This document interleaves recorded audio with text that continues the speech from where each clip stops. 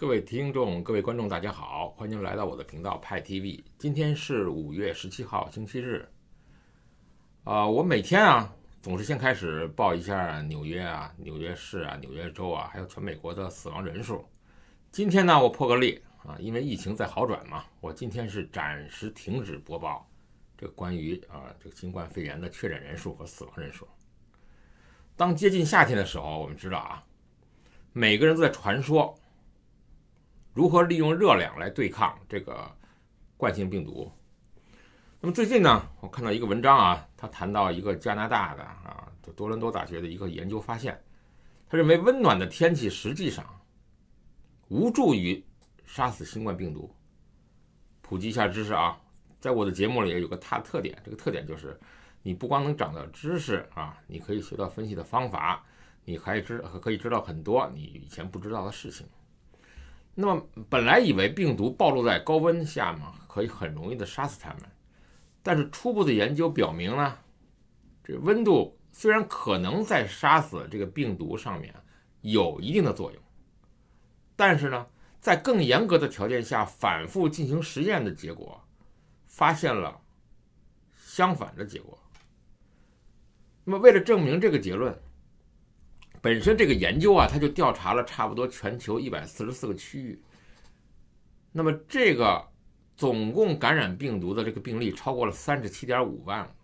那么调查发现，温暖的天气与寒冷的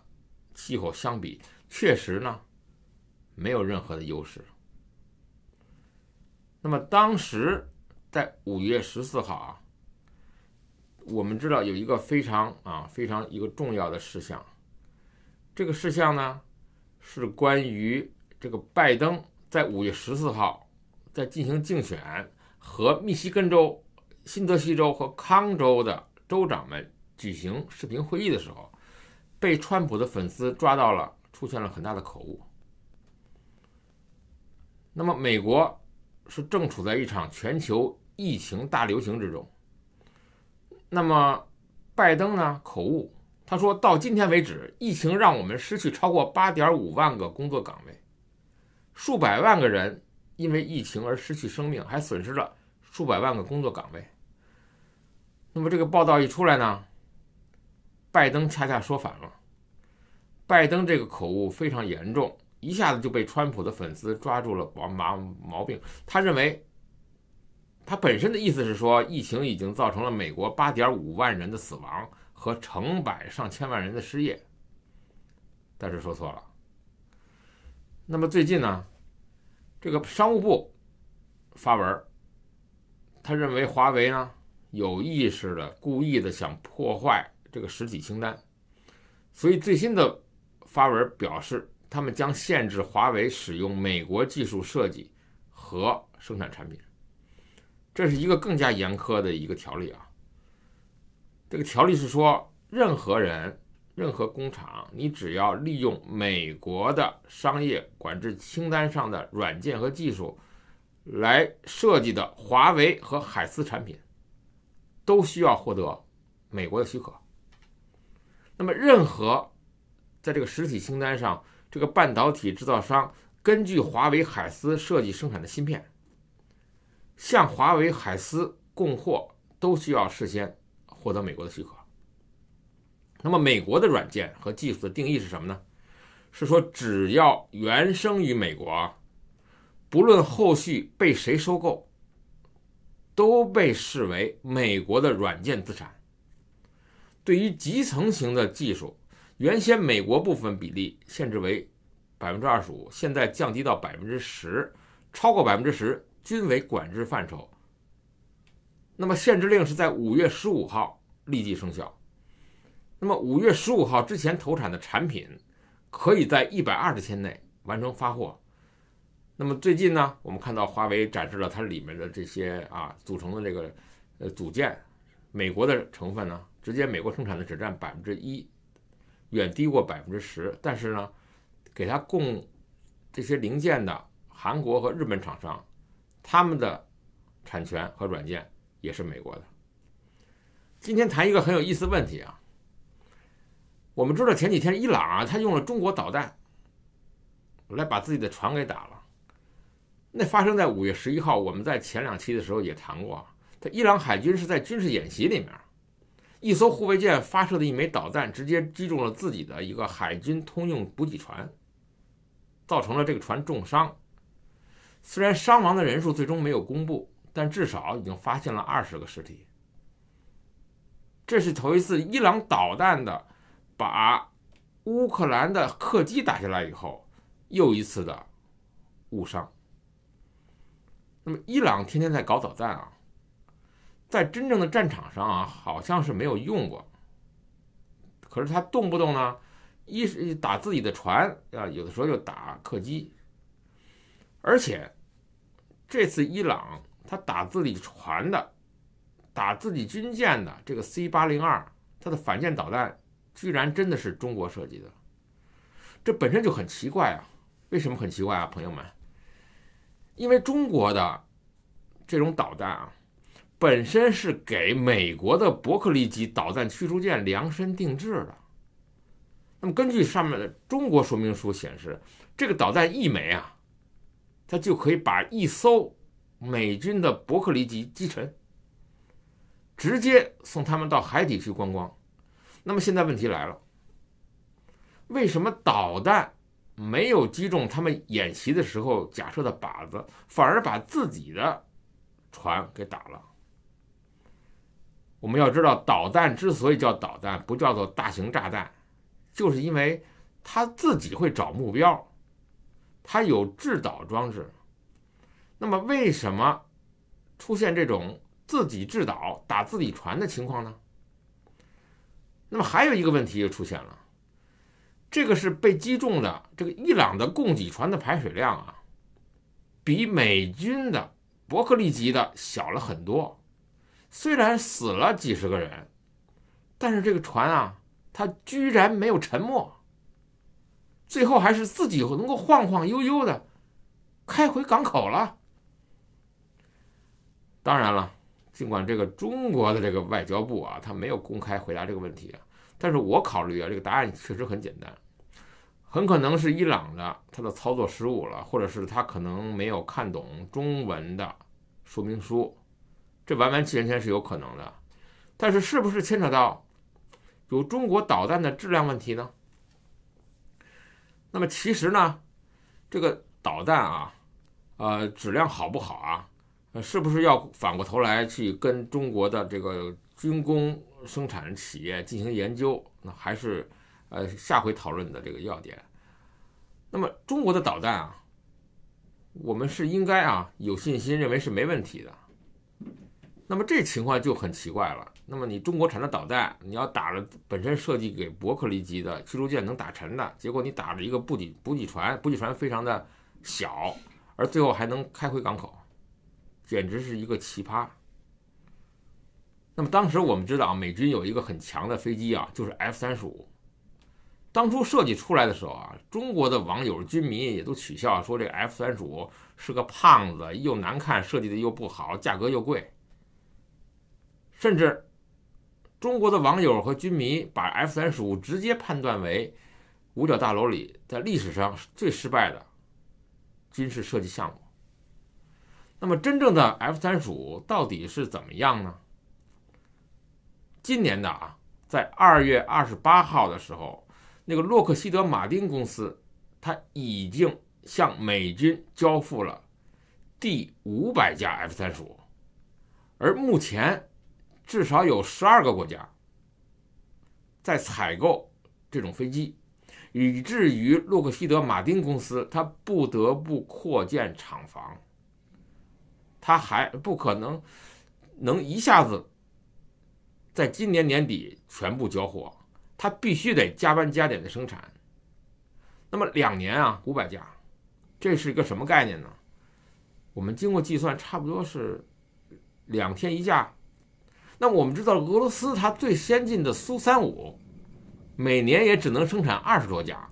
而中国的这个 J-20， 3年也只生产了50架。那么人人都知道，美帝是世界上打仗最多的国家，它造飞机绝对不是为了阅兵用的。所以当美帝对 F-35做了非常严格的战争测试以后呢，它当时的主要标的呢就是 F-16。那么 F-16是什么飞机呢？ F-16是目前世界上正在大批服役的最先进的战机，它其实是一款老的掉牙的机型，但是依然不影响它吊打各国的其他战机。那么 F-16呢，本身就在今年的2月28号，土耳其的有个飞机啊，它是 F-16，它当时连雷达都没开，它竟然在48公里以外，飞行员啊闭着眼睛发射，就击落了2架俄罗斯制造的苏24战斗轰炸机。所以目前所有历史的统计战绩， F-16对战所有俄罗斯的战机的对战比例是66-0，是全胜。那么我们知道俄罗斯的战斗机其实在全世界上是唯一敢和美国叫板的国家，这个战斗机呢也是中国的战斗机主要仿制的对象。那么别的战斗机在 F-16面前那更是很差了。那么 F-16在 F-35面前又表现如何呢？那么竟然 F-16连 F-35的毛都没摸着。在测试中 F-16它的雷达全部都打开了，结果当 F-35偷偷摸摸飞到它的身后的时候，那么 F-35已经瞄准了 F-16的尾部，而英雄的美军 F-16的飞行员他根本连 F-35长什么样子都没有看见。当然有人嘲笑说，当年啊，这个朝鲜教科书上说他们的领袖是用石头打飞机的，那当然吹牛的成分比较高了。但是这次美军的测试演习告诉我们，这时候的 F-35如果它能把驾驶座舱的窗户打开的话，确实是可以用砖头直接砸 F-16了。我们知道 F-35刚出产的时候是很贵的啊，都是上亿的。但是好处是什么呢？因为它的销量大增，所以它的成本就摊薄了。现在 F-35的售价已经降到了7000多万美金一架，甚至低于法国的阵风战斗机。那么和中国购买俄罗斯的苏35的价格差不多了，但是性价比呢？我们打个比方，那么 F-35和苏35的比几乎是奔驰和桑塔纳的区别。那么5月15号在白宫，川普很兴奋啊，因为这次是一次美国太空军旗的这个旗帜亮相仪式。美国总统川普在2020年的5月15号在白宫主持了太空军的军旗亮相仪式。他说啊，美国正在建造超级导弹，比现在有的导弹快17倍。川普怎么说的呢？川普说，太空将是未来，不论是防守还是进攻，或者很多其他的方面，从我听到的和看到的报告，我们美国现在是太空的领导者。美国太空军的旗帜啊，它是个黑色，中间有三角翼，还有一架北极星以及2颗大小不同的星星。它表示的是什么呢？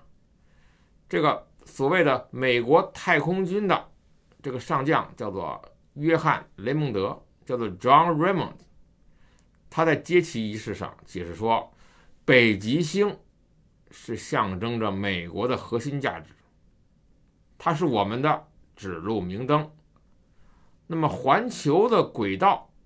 象征推动着我们美国生活方式和美国战争方式的太空能力。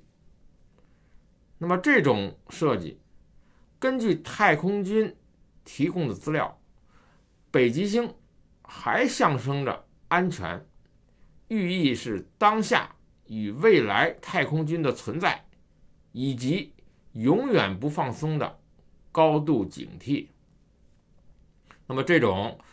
旗帜上的三角翼，让人联想到了太空军和美国空军的渊源，也象征着变革和创新。而三角翼的颜色有浅有深，则象征着美国太空军不分昼夜24小时连续运作的特点。那么川普非常的高兴，那么这个太空军呢，现在开始招兵买马了。美国太空军在5月1号，它正式开始了人员的招聘。那么所有美国的现役军人啊，反复强调一下，是现役军人，就是已经在美国军队中了，都可以申请加入。美国的太空军在5月6号还推出了招募人员的第一条广告，广告词是这么说的，他说，或许你在地球上的生活目的并不仅仅关于地球。那么美国的媒体他引述太空军发言人叫做林科比的话说，在大约2周时间内啊，他们已经收到了超过了2000多份的申请书，而这些申请书都是从现役的和甚至未入役的人寄过来的。那么根据美国广播公司的报道，太空军在2021年财政年度要求拨款是154亿美元，而太空军的总编制是16000人。那么美国空军，那么5月15号还宣布了公开招标的程序，为太空军的总指挥部选址。那么由美国大型基地的所有各州都可以在6月30号之前参加竞争投标。那么在此我们知道，美国太空军按照预计2021年的上半年将会最终确定太空军总指挥部的位置，但是完成所有的新设施的预计将会需要6年时间。那么川普是很高兴啊。那么我们现在谈一件很有意思的事情啊，就是最近呢，在网上都在大家狂呼小叫的在谈论这个比亚迪啊要被这个加州政府仙人跳的故事。那么到底这个事情的来源是怎么样的呢？我们知道啊，在疫情肆虐的时候啊，那么加州政府啊非常认真的在全世界进行这个口罩的供应商的这个找寻，并且签订合同。那么经过艰苦的比对价钱，然后最终呢，他们选定了这个比亚迪能够为他提供口罩。而这个口罩呢有一个条件，就是必须要得到一个这个口罩的认证。那么这个口罩认证呢必须得在4月30号之前完成，而当时他们签订的合同是在4月20号。这时候就很新鲜了。那么比亚迪呢非常高兴，因为这个合同呢它的个价值呢是10亿美元，而且加州政府在几天后就把定金接近50%的定金打过去了。而这时候呢，很不幸是比亚迪在4月30号之前没有获得资质的认证。因为总体的大背景是这样的啊，因为在 FDA 在疫情紧张的时候呢，这个 FDA 有一个叫做临时授权的许可，就是他呢想让这个中国只要你能够厂商认证的这个口罩能达到 N95 的标准，就可以自主的向美国出口，那么允许在美国的市场上进行销售。那么这种情况发生的话，那么对于所有的中国的口罩生产厂商来说，是一个天上掉下来的巨大的机会啊。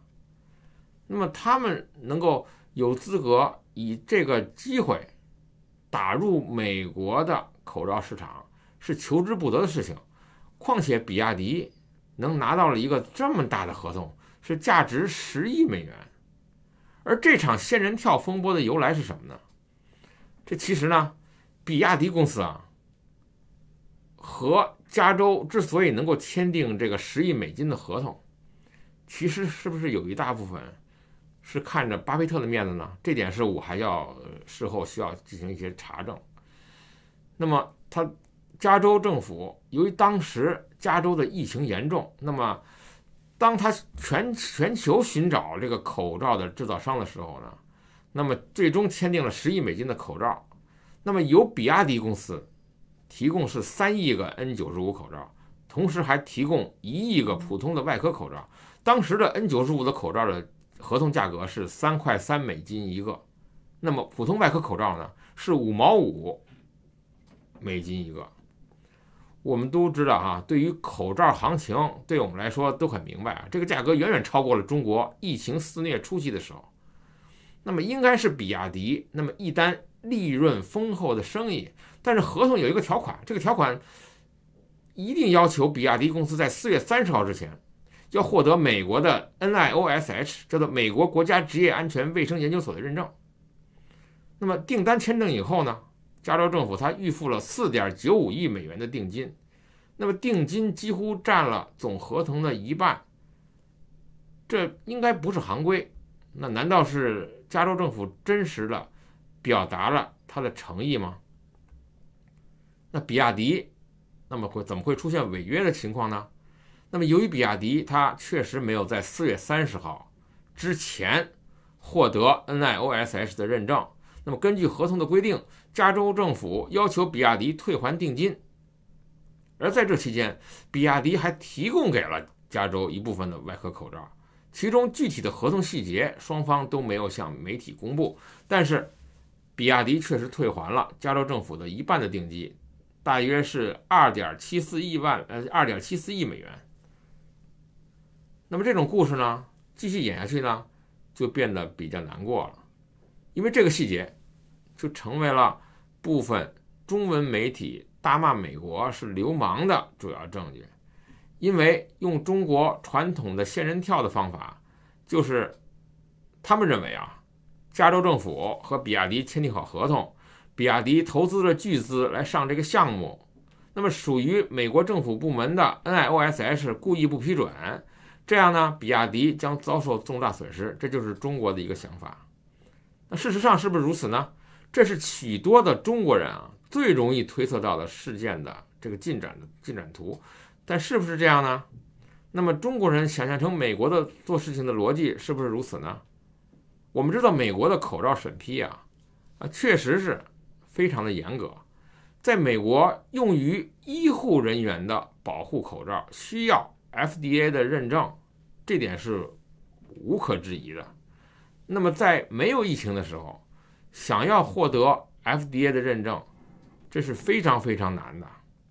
那么疫情发生后，由于美国缺乏大量的可用于医护人员针对新冠病毒的 N95 口罩，而中国的口罩当时呢，它的标准并不跟美国是一样的，所以 FDA 呢是通过了紧急使用授权，来对几十家中国企业生产的 KN95 口罩给予了授权认证。所谓的授权认证呢，就是不经过美国专业机构检测，只需要中国相关部门验证即可，认可这些企业生产的口罩可以在美国销售，用于医护人员个人防护使用。那么正是由于这个紧急的授权，这个认证的程序如此的容易，使大量的中国的口罩制造商看到了机会，这是完完全全是一个极大的非常有利的好消息。那么下面怎么做的呢？那么事情就进行的比较难看了。那么我们知道，和 FDA 打过交道的人都知道要真正的通过正常程序获得美国 FDA 认证，是一个非常非常漫长并且严格的过程。而且它一旦你获得了 FDA 的认证，也就等于获得了全世界范围内的销售资格，拿着这个金字招牌，就等于拿到了通向地球上任何国家市场的敲门砖。所以这是一个非常非常好的机会，特别是针对中国的厂家。但可惜的是，这手好牌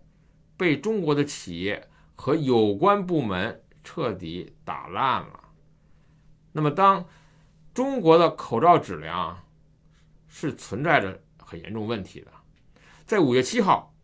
在美国，那么 CDC 对口罩的检测数据的基础上 ，FDA 正式取消了65个中国口罩厂家的 N95 口罩的认证资格，那么只有14个口罩厂家幸存。那么我们知道，中国的口罩出口的时候，那是一通的乱象啊。那么欧洲和北美疫情爆发以后呢，那中国的厂家好家伙看到了商机，纷纷加入了个人防护用品的生产行列。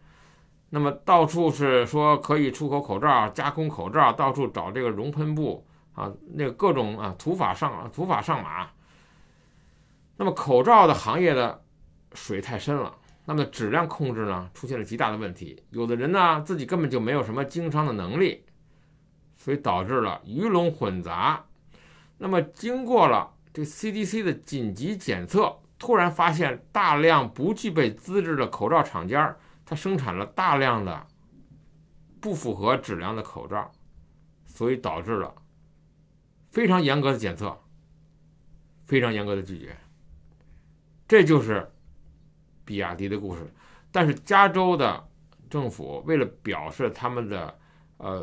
真诚，他们其实又向比亚迪加了1亿美元的医用口罩的订单，给他们的一个宽松的条件是，他们希望在5月30号之前能获得它的认证。那么让我们能够继续跟进这个事件，希望比亚迪能够真正的赚到这个钱，那么同时为美国提供得到真正的 FDA 认证的 N95 口罩。谢谢大家。